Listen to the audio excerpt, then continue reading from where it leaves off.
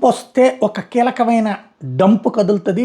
ఏదైతే అమెరికా, పాకిస్తాన్ వీళ్ళందరూ కలిపి నడిపినటువంటి వాళ్ళు, అంటే పాకిస్తాను భారతదేశంలో అల్లకల్లోలం సృష్టించడానికి చేసినటువంటి ప్రయత్నాల్లో కీలకమైనటువంటి వ్యక్తి అమెరికాకి దొరికితే, అమెరికా ఇంతవరకు భారతదేశానికి అప్పగించడానికి నిరాకరిస్తూ వచ్చింది. అయితే ట్రంప్ వచ్చే ముందు ఎవరైతే తహావూర్ రాణాకి సంబంధించినటువంటిది అతన్ని అమెరికన్ కోర్టు ఇండియాకి పంపించడానికి ఒప్పుకుంటే మళ్ళీ అతను పిటిషన్ వేయడం, ప్రభుత్వాన్ని వాళ్ళు అడగడం, దాంతో మళ్ళీ కొంత ఆలస్యం అయ్యే పరిస్థితి. అసలు ఆపేస్తారా పైకోర్టులలో అన్నటువంటి చర్చ నడుస్తుంటే, ఇప్పుడు తాజాగా ముంబై టెర్రర్ అటాక్కి సూత్రధారుల్లోకి సహకరించినటువంటి వాడు, లేదా ఆర్థికంగా సమకూర్చినటువంటి వాడు, ఆయుధాలు సమకూర్చినటువంటి వాడు అన్నటువంటి తహావూర్ రాణాకి సంబంధించినటువంటి పిటిషన్, ఏదైతే ఎక్స్ట్రాడిషన్ క్యాన్సిల్ చేయమన్నటువంటి పిటిషన్ని కొట్టివేసినటువంటి సందర్భం. దాంతో ఇప్పుడు రాబోయేటటువంటి రోజులలో ఆ దుర్మార్గుడు, ఆ ఉన్మాది, ఆ ఉగ్రవాది ఇండియాకి రాబోతున్నాడు.